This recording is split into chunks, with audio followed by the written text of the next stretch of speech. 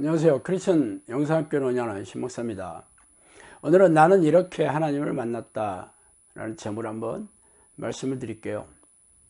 수많은 크리스천들이 자신이 하나님을 만난 사건을 간증이라며 공개하곤 합니다. 하나님을 만난 사실이 실감나지 않는 이들도 자신 안에 성령 하나님이 계신다고 철석같이 믿고 있으므로 은혜나 기도응답이라는 표현으로 하나님이 계신 증거를 짜맞추려고 안간힘을 쓰고 있죠. 그러나 그게 사실인지 아닌지는 성령이 함께 하시는 능력과 표적과 기적으로 증명해야 할 것입니다. 그러나 대부분의 개인적인 체험에 불과하죠. 그 어디에도 성경의 위인들처럼 기적과 이적으로 이를 증명하는 이들은 별로 없습니다. 사도 바울이 다메섹 도상에서 예수님을 만난 광경을 보세요. 입이 떡 벌어지는 놀라운 사건이지 않습니까? 그러나 그뿐만 아니죠. 그는 성경 여러 곳에서 자신이 복음을 전한 통로는 표적과 기적을 일으키는 성령의 능력이었다고 밝히고 있습니다. 그러나 어린애 교인들은 하나님을 만났다고 고백하고 있지만 기적과 이적을 일으키는 성령의 능력 따위는 없죠. 다만 자신의 생각과 느낌, 신비로운 현상, 그리고 기도에 대한 응답이라고 주장하는 자기 확신만 있을 뿐입니다. 저 역시 하나님을 만난 체험을 말하고자 합니다. 그러나 이례적이고 자의적이며 신비로운 현상만은 아니에요. 저는 하나님을 만난 경험을 바탕으로 하나님을 만나는 기도훈련 사역을 하고 있는 중이에요. 그래서 저와 같은 성령이 함께 하시는 사역자를 양육하고 다른 사람들의 훈련에 참여시키고 있어요. 이는 성령의 능력이 없이는 되는 일이 아니죠. 그러므로 제가 어떻게 하나님을 만났는지 잘 들어보시고 잘 분별하시기 바랍니다. 그러니까 제가 맨 처음 하나님을 경험하고 교회에 나간 사건부터 말하는 게 도리겠네요. 저희 집안은 대대로 불교를 믿던 가정이었어요. 그 유명한 계륜산 밑에 자그마한 마을에서 태어났으며 가까운 거리에 있었던 외갓집도 친가와 마찬가지로 불교와 조상신을 지극정성으로 믿어왔습니다. 그래서 제 어머니는 정월 보름이 지나면 계룡산 중턱에 있는 자그마한 암자로 내려가 불공을 드리곤 했죠. 그 무렵에 어린 저를 본 중은 산을 밟아야 할 운명이라는 알 듯 모를 듯한 말을 했다고 나중에 어머니께서 귀뜸해 주시더라고요. 말하자면 저는 기독교나 교회 라는 그런 문화와는 전혀 동떨어진 집안 정서로 살아왔던 셈이죠. 학교에 다닐 무렵 집이 시골에서 대전으로 이사를 했고 거기서 초등학교와 중학교, 고등학교를 졸업하고 충남대학교 영문과에 입학했습니다. 아버님은 친척의 사장으로 있던 양복지를 파는 상점에서 직원으로 있다가 나중에 점포를 내어 독립을 하셨어요. 그러나 사업은 생각보다 잘 되지 않았고 점포를 접고 뜬구름 잡는 사업에 뛰어들으셨죠. 토지개간, 광산업 같은 특이성이 아주 농후한 사업이었어요. 이 분야의 지식과 경험이 거의 없었던 아버지는 친구나 지인의 유혹에 넘어가 가진 재산을 다 쏟아부었지만 사업에 실패하시고 살던 집까지 경매로 넘어가 길거리로 쫓겨나는 그런 슬픔을 겪기도 했습니다. 그때가 제가 대학교 초년생의 시절이었어요. 저는 학자금을 벌기 위해 알바를 졸업할 때까지 해야 했습니다. 대학 1학년 때는 고등학생 과외를 했지만 당시 박정희 대통령이 암살당하고 난 전두환 대통령이 집권하자 대학생들이 거리를 뛰쳐나와 데모로 전국이 들끓었죠. 그러나 새로 집권한 군사정부는 대학생 과외를 금지시켰어요. 그래서 그때부터 자전거로 새벽 우유 배달을 하며 졸업할 때까지 알바를 했습니다. 게다가 2학년 겨울방학 때 학군 장교 시험에 합격하여 3, 4학년 동안 군사훈련을 병행하며 알바와 학업을 같이 해야 했으니 제 고충은 이루 말할 수 없었죠. 그래서 매일처럼 학교 수업을 마치면 술집에 가서 거나하게 술에 취한 채 집에 돌아오곤 했습니다. 그렇게 대학 4학년 될 무렵이었는데 어느 날 친구가 영어 회화를 무료로 가르쳐 준다는 선교사가 있다고 같이 가자고 제안을 했어요. 그 선교사님은 미국 침례교단에서 한국에 파송된 마지막 선교사였어요. 그래서 토요일이면 학생들을 모아 영어 회화를 가르쳐 주면서 아마 전도하는 통로로 삼은 듯 합니다. 그래서 기독교에 전혀 관심이 없던 저도 영어 회화를 공짜로 배울 수 있다는 말에 솔깃해져서 참석하기 시작했죠. 공부는 기도를 시작하여 약 1시간가량 교제를 나누고 기도로 마쳤어요. 종교에 대한 이야기가 없어 저도 부담 없이 듣게 되었습니다. 그렇게 몇 개월이 지난 어느 날이었어요. 그날도 다른 날과 마찬가지로 술에 취한 채 밤늦게 집에 들어왔죠. 새벽부터 일어나 우유 배달이 끝나면 옷을 갈아입고 학교에 가서 공부하다가 군사훈련까지 마치고 오후 늦게 학교 문을 마치면 술집에 가서 술을 마시다가 거나하게 제 집으로 돌아오는 일과를 반복하곤 했어요. 공부와 노동과 군사훈련의 강도 높은 일과에 무척이나 고통스러운 청춘을 보내고 있었죠. 그래서 잠들 무렵 저를 괴롭히던 문제를 내놓고 기도하고 싶은 충동을 느꼈습니다. 그렇게 술에 취한 채 기도하고 잠이 들었어요. 그런데 기적처럼 그 기도했던 문제가 그 다음날 말끔하게 해결되었던 것이에요. 그러나 정작 저는 그 기도했던 사실조차 잊고 있었죠. 그렇게 시간이 지나갔으며 또 다른 문제가 터졌어요. 그때 또 저는 기도해야겠다는 생각이 들었고 예전에 기도했던 기억도 생각해냈어요. 두 번째 기도는 사뭇 진지했습니다. 그 다음날 두 번째 기도도 기적처럼 해결이 되었어요. 그러자 저는 하나님의 존재감에 대한 두려움이 스물스물 들어오기 시작했고 물론 우연히 그렇게 되었다는 생각이 강하게 느껴지기도 했지만 말이에요. 그러나 그 생각이 깨지는 데는 그리 오래 걸리지 않았습니다. 그 다음부터는 문제가 생기면 즉각 기도했으며 응답 역시 즉각 내려왔어요. 그러자 저는 하나님의 살아계심을 부인할 수 없었고 하루 종일 두려움이 가시지 않았습니다. 그래서 교회를 나가기로 결심했고 당시 대전에서 가장 큰 교회를 제 발로 걸어 들어갔습니다. 작은 교회에 가면 사람들이 피곤하게 하기 십상이기 때문이며 큰 교회에 가서 예배만 드리고 나오면 아무도 저를 알아보지 않으니까 자유롭게 다닐 수 있다는 생각에서였죠. 말하자면 저는 교회 문턱을 밟게 된 이유는 누가 전도해서 나간 것이 아니라 기도가 지속적으로 응답이 오면서 하나님의 존재를 부정할 수 없어서였죠. 그 뒤로 교회를 성실하고 꾸준하게 다녔습니다. 하나님의 존재를 경험으로 알게 되었기 때문에 몇 번 다니다가 그만둔다는 생각은 할 수가 없었죠. 그렇게 학교 졸업과 동시에 장교로 인간하여 군에 입대하게 되었으며 군에서도 성실하게 교회에 나갔고 제대하고 나서 지금의 아내와 결혼하고 부천에서 신혼살림을 차리면서 본격적으로 신앙생활을 하게 되었어요. 그러나 아이러니하게도 규칙적으로 예배식에 참석하고 교회 봉사를 하며 나름 열정적으로 신앙생활을 한 이후에 그 뒤로는 하나님을 만나지 못했어요.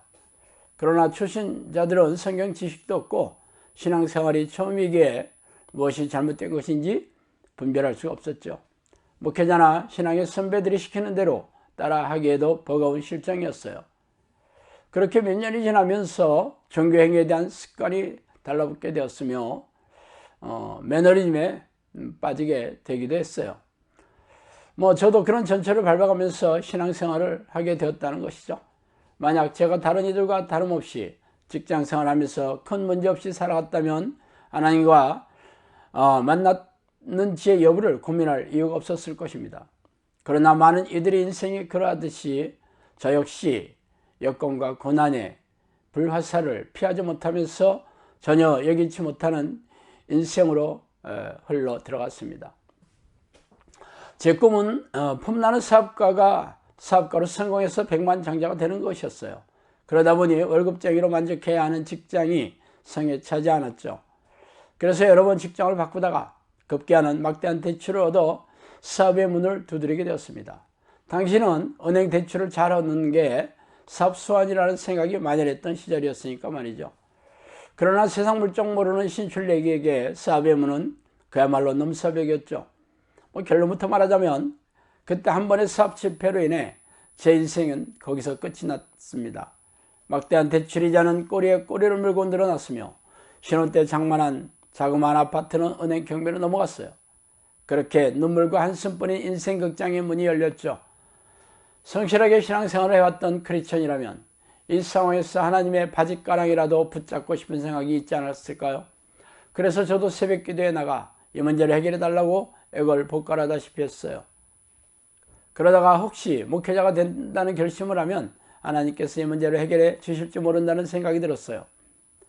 그러나 너무나 황당하다는 생각도 같이 들어와서 기도원의 양철 실험같이 세 가지를 내놓고 기도하게 되었어요.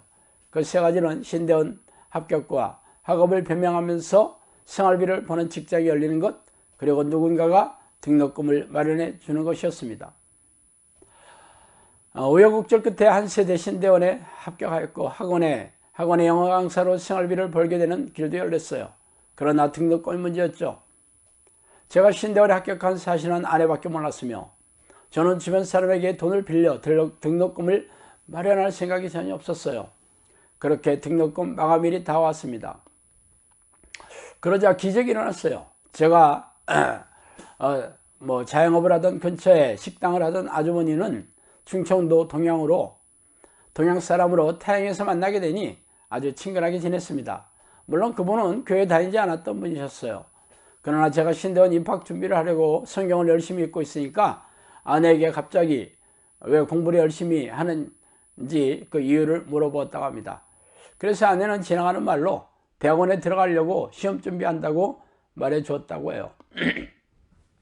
그런데 어느 날 이분이 저에게 대학원에 입학하려면 등록금이 필요하겠네 하고 말씀하시면서 이자를 안 받고 빌려줄 테니 나중에 형편이 되면 갚으라고 하시는 것이 아니겠어요? 그렇게 세 가지 기도원의 양털 실험이 응답이 와서 신대원에 다니게 되었습니다.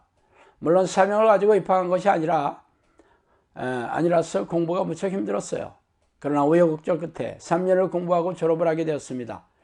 하나님이 빚을 갚아주신다면 이보다 더 어려운 일도 마다할 수 없었기 때문이었죠. 그러나 졸업을 해도 빚은 갚아지지 않았어요. 거꾸로 이자가 더 늘어나 도저히 감당할 수 없는 엄청난 큰 금액이 되어버렸어요. 그래서 저는 하나님께 너무도 실망스러워서 목회자의 길로 들어가지 않고 세상으로 도로 나와버렸습니다.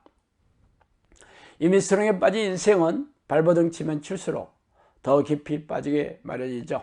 학원 강사와 과외를 전전하던 저에게 어느 날 동생에게 제안이 왔어요.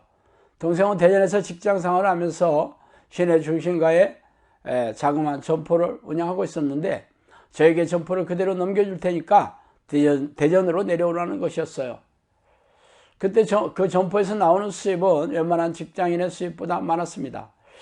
그래서 저희 부부는 한나는 부천 생활을 접고 대전에 부모님 아파트에 방 한 칸을 얻어 생활하게 되었죠. 그러나 점포를 인수하기 무섭게 IMF 사태가 터졌어요.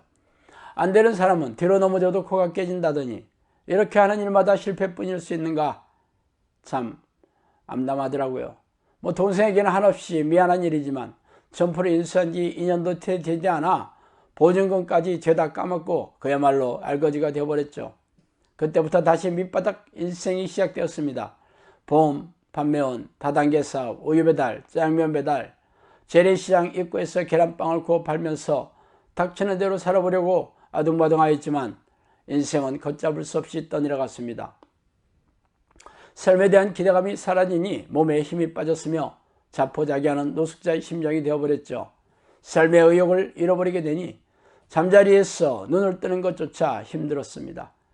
아내는 의욕상실증에 걸려서 아무것도 하지 않으려는 남편을 더 이상 바라볼 수 없음을 깨닫고 백화점에 판매 직원으로 취직해서 입에 풀칠을 해야 했습니다. 뭐 제가 겨우 한 일은 백화점에 아내를 출근시켜주고 나서 낚시터에 앉아서 하루를 보내다가 밤늦게 퇴근하는 아내를 집으로 차에 태워주는 일뿐이었습니다. 절망과 무기력증에 빠지고 나니 아무것도 하기 싫었어요. 저녁에 잠자리에 누우면 이대로 인생이 끝났으면 좋겠다는 생각이 절로 났죠. 그러나 기대하지 않은 아침은 꼬박꼬박 찾아왔습니다. 그러다 어느 늦가을에 접어든 날이었어요. 그날도 어김없이 아내를 백화점에 출근시켜주고 나서 도심에서 멀리 떨어진 수로에 낚싯대를 담그고 긴 하루를 보냈습니다. 백화점은 밤늦게 영업을 하기 때문에 저는 저녁이 되고 어두워져도 낚시터에 앉아있다가 깜깜해지면 차 안에 앉아서 아내의 퇴근 시간을 기다리곤 했어요. 어느 날 하루 종일 날씨가 찌뿌둥하더니 저녁 무렵이 되자 후두둑 빗방울이 떨어지기 시작했습니다. 차가운 비가 옷을 적셔도 귀찮아서 꼼짝도 하지 않았어요. 이내 빗물에 몸이 추워지고 가늘게 떨리기 시작했습니다. 그렇게 꼼짝도 하지 않고 물을 응시하고 있자니 그동안 세월이 파노라마처럼 흘러가기 시작했어요.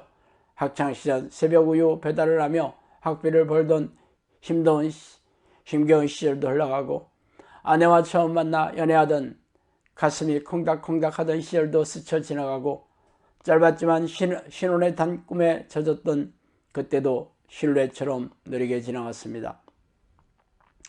그러자 가슴이 뭉클해지며 눈시울이 붉어졌어요. 차가운 빗물이 머리를 타고 내려와 뜨거운 눈물에 섞여 흘러내렸습니다. 얼마나 그렇게 있었을까? 주변이 깜깜해져서 아무것도 보이지 않았습니다. 북받치는 감정을 누르지 못하면서 갑자기 제 입에서는 하나님 한 번만 기회를 주세요라는 말이 자신도 모르게 새어나왔습니다. 연신 한 번만 기회를 달라고 애걸복걸하는 소리가 비가 추적추적 내리는 낚시터에 울려 퍼졌습니다. 그 다음날부터는 낚시터에 나가지 않았어요. 그냥 침대에 누워 있었죠. 그러나 머릿속은 복잡했어요.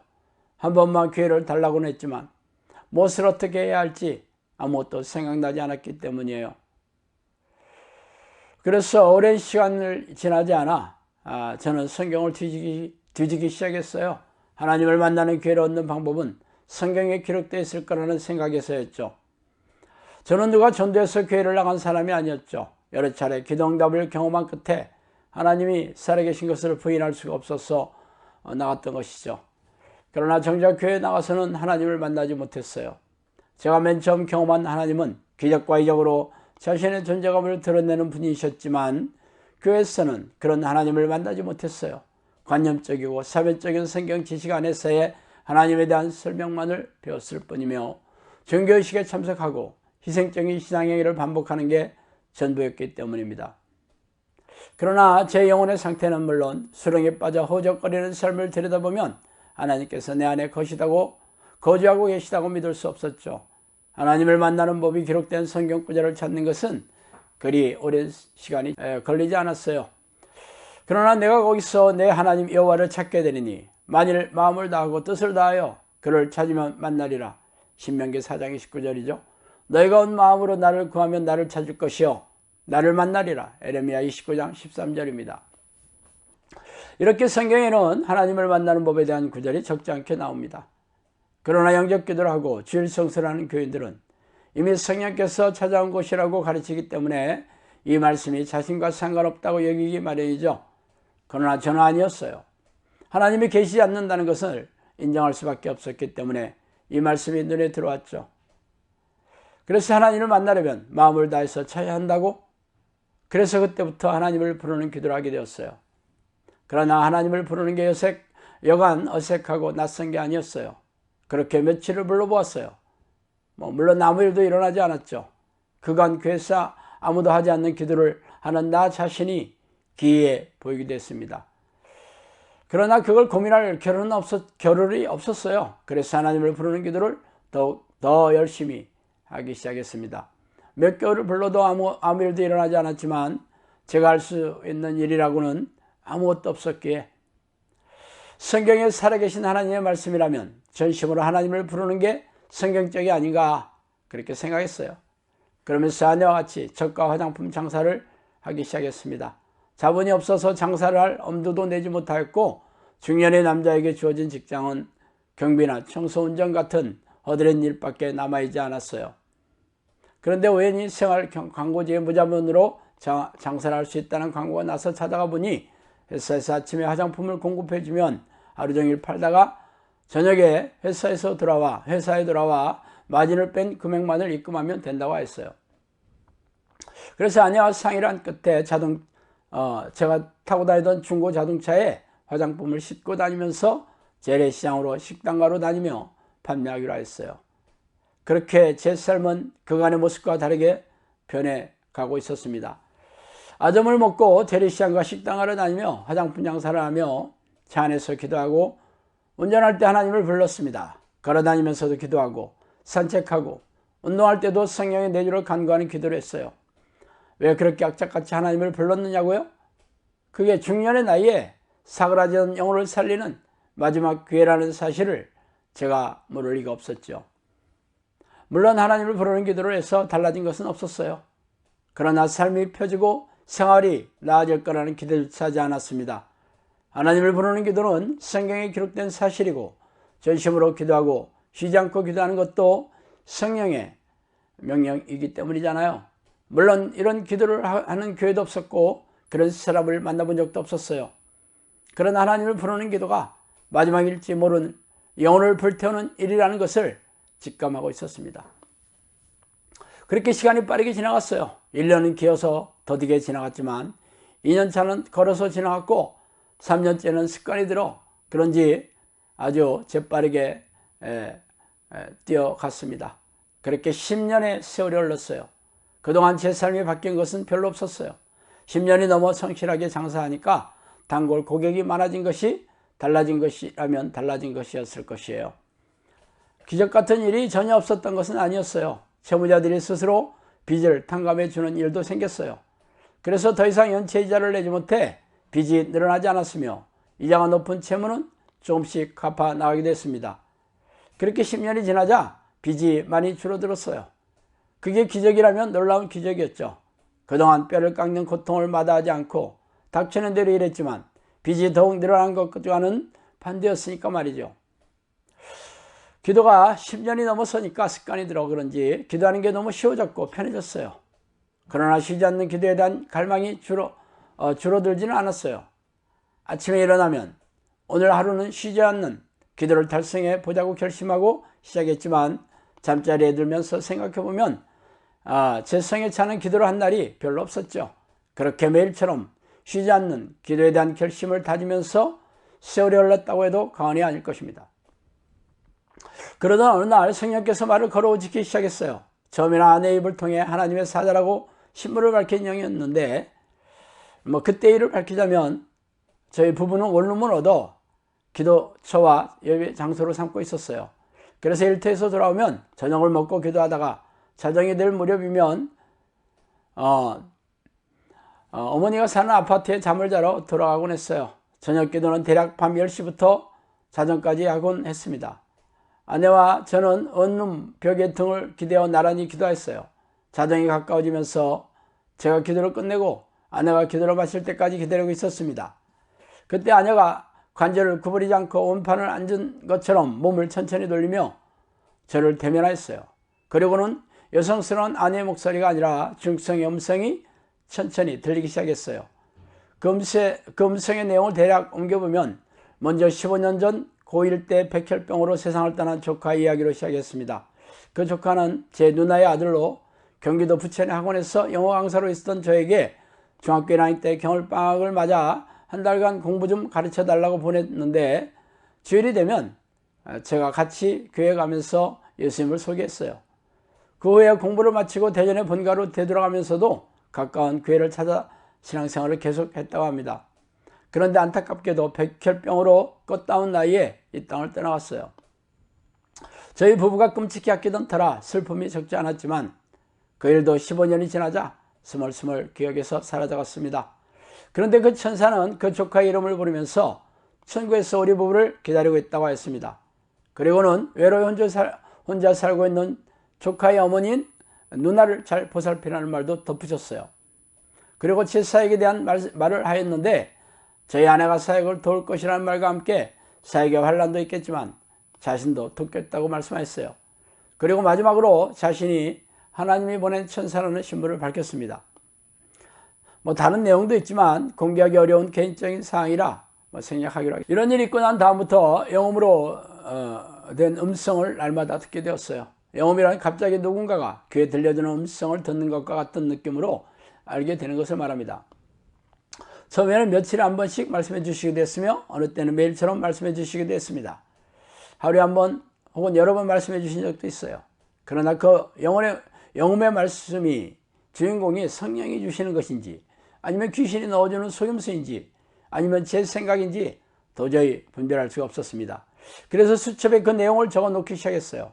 그 영음의 내용 중에서는 앞으로 일어날 사건에 대한 예언의 내용도 적지 않았기 때문에 그 말씀대로 성취되는지 확인해 보아야겠다는 생각에서였죠. 그렇게 적은 내용이 책으로 2권이 넘어요. 지금은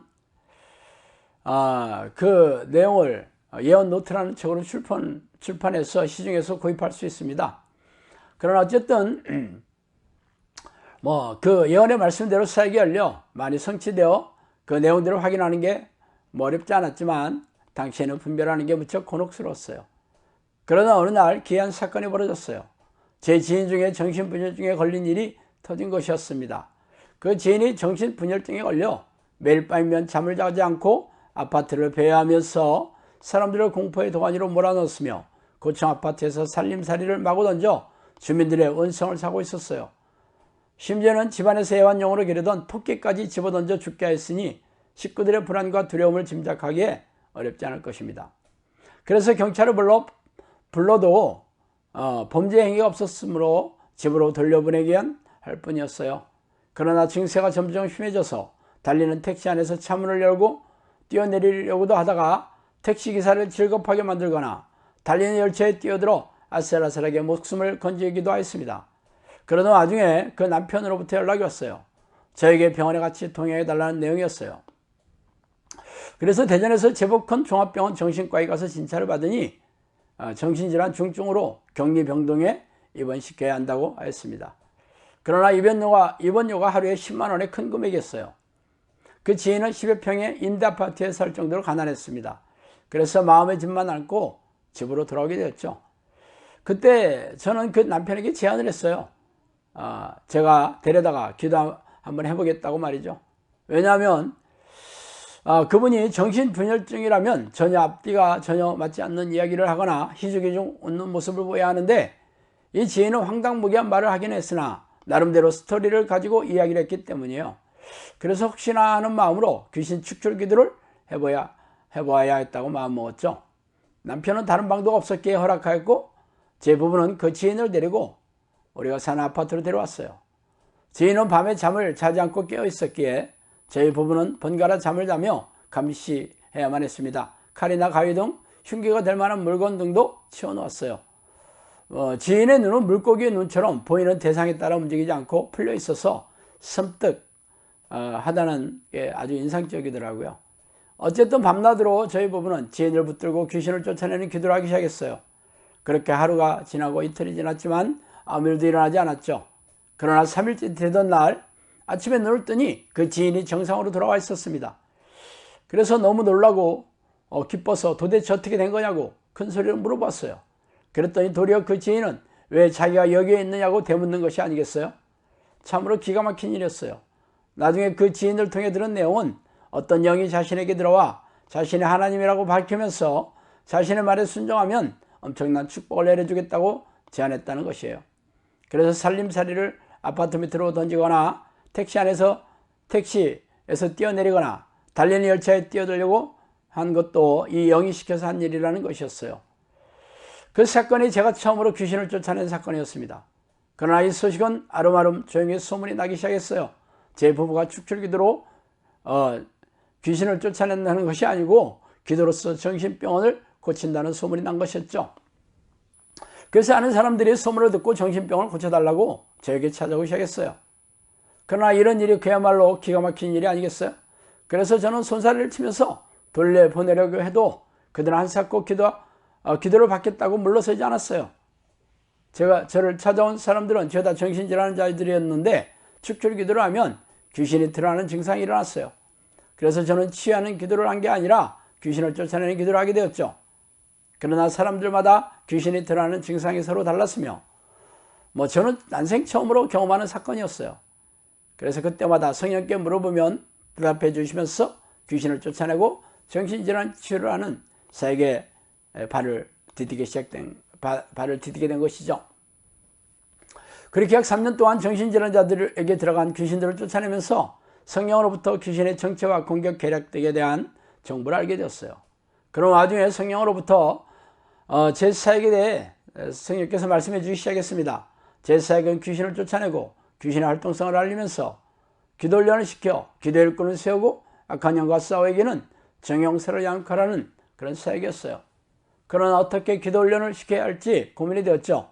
그래서 생각 끝에 인터넷 포털 사이트인 다음에 크리스천 영상학교라는 카페를 내고 칼럼 몇 개를 올리면서 성령이 내주하는 기도 훈련을 원하는 사람들은 신청하라고 광고를 올렸어요. 제가 그동안 13년 동안 기도했던 내용을 그대로 훈련시키는 것이었죠. 기도 훈련은 카페에서 훈련 신청을 하면 매일처럼 핸드폰 문자로 기도 코칭을 하는 것이었습니다. 처음 1년 동안은 별 소식이 없었지만 1년이 지나자 카페가 많은 이들에게 알려지면서 사람들이 기도 훈련 신청을 하기 시작했어요. 기도 코칭의 내용은 단순했죠. 기도한 시간이나 기도했을 때의 내용, 그날 읽은 성경과 성경을 읽은 소감을 작성해서 보내면 간단하게 코멘트를 달아주는 것이었어요. 물론 그 전에 제가 기도 자세나 기도 방식을 말해줘 그대로 따라 할 것을 요구했습니다. 생각보다 많은 이들이 기도 코칭을 신청했습니다. 무료로 직접 멘토가 되어준다니까 한번 해보지 하는 생각이 들었나 봐요. 그러나 기도 코칭 문자를 보내지 않으면 자동적으로 코칭은 중단되었어요. 그래서 많은 이들이 시작은 했지만 동시에 많은 이들이 중도에 포기를 했습니다. 하루에 10분도 기도하지 않은 이들이 매일처럼 1시간 넘게 기도한다는 게 쉬운 일이 아니었기 때문이에요. 그러나 그만둔 이들을 찾아가 이유를 물어보고 동기부여를 할 수도 없는 노릇이었어 많은 이들이 기도 훈련을 시작했지만 제대로 하는 이들은 별로 없었죠. 그렇게 또 세월이 올라갔습니다. 수백 명의 사람들이 기도 훈련을 시작했지만 중도에 포기했어요. 그러다가 성령께서 떨어져 나가는 이들이 많다고 하시면서 기도 훈련 장소를 마련해 주시겠다고 말씀하셨어요. 그러나 저는 실제로 그런 일이 생길지 확신할 수가 없었죠. 기도로서 귀신을 쫓아내거나 고질병을 치유하는 일은 성경에도 기록되어 있으므로 얼마든지 그럴 수 있겠지만 기도 훈련 장소를 마련해 주시고 사람들을 보내주신다는 것은 눈으로 보지 않으면 믿기 어려운 일이었기 때문입니다. 그러나 그 말씀을 해주시고 나서도 몇 개월이 지나갔고 저는 성령께서 해주신 말씀조차 잊어버렸어요. 그러던 어느 날 생면부지의 낯선 여자에게서 전화가 왔어요. 자신이 우연히 인터넷에 실린 제 칼럼을 읽고 있었는데 갑자기 자신이 살고 있는 집을 저에게 주라는 생각이 들었다고 합니다. 그래서 왜 이런 생각이 들어오지 하면서 생각을 떨쳐버리고는 했는데 이런 일이 5번이나 들어 제가 집이 없어서 하나님께서 자신이 살고 있는 집을 주시라고 하나보다 하면서 전화를 걸었다고 합니다. 그러나 저는 살고 있는 집이 있다고 하니까 자신도 멋쩍은지 전화를 끊었어요. 전화를 끊고 나자 옆에 있던 아내가 무슨 전화냐고 물어봤어요. 그래서 악을 쓰였던 사람이 전화를 해서 집이 없다면 자신이 살고 있는 집을 주겠다고 하는 전화야 하면서 참 이상한 사람이네 하면서 서로 보고 웃고 말았어요. 그러다가 갑자기 제 머리에 떠오르는 생각이 있었어요. 혹시 그 집이 성령께서 말씀해 주시는 기도련 장소인가? 라는 생각이었죠. 그래서 제발 신호들로 그분에게 한번 가보겠다고 주소를 알려달라고 했습니다. 자동차에 내비에 주소를 입력하고 달려간 곳은 대전에서 1시간이 조금 넘는 거리인 충주의 한적한 시골의 허름한 농가주택이었어요. 그분은 그 집의 실제 주인은 아니었고 자신이 보증금 200만 원에 월세 20만 원을 주고 사는 세입자였어요. 그러나 그녀는 보증금을 포함해서 가전제품 물론 심지어 자신이 기르던 개까지 몽땅 공짜로 주겠다는 것이었습니다. 그의 말은 실제가 되었어요. 집주인과 보증금 승계 계약을 맺고 난 뒤에 문자가 한 통 왔어요. 자신은 이사를 벌써 갔고 현관문 열쇠는 신발장 안에 넣었다고 하는 문자였죠. 그 뒤로 저는 그녀를 보지 못했습니다. 한적한 시골에 30년이 넘는 허름한 농가주택이 기도련 장소라고 참 기가 막히더라고요. 그러나 저는 고민할 틈이 없이 사역이 시작되었습니다. 훈련 장소를 마련해서 기도련을 시작한다고 카페 게시판에 공고를 하니까 첫 주부터 몇 사람이 찾아왔어요. 그렇게 몇 개월이 지나자 매주 찾아오는 사람들이 불어났으며 성령님의 인도하심과 예언의 성취로 기적이 일어나자 지금은 1200평의 부지를 구입하여 새로 집을 짓고 이사온 지도 6년이 흘렀네요.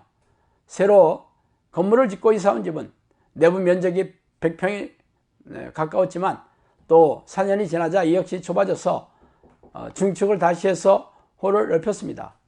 그동안 1000명이 넘는 사람들이 찾아와서 기도를 시작했고 기도를 마치고 교회 공동체를 여기고 영상교를 교회 공동체로 섬기는 이들도 아이들을 포함해서 200명이 넘어가고 있습니다.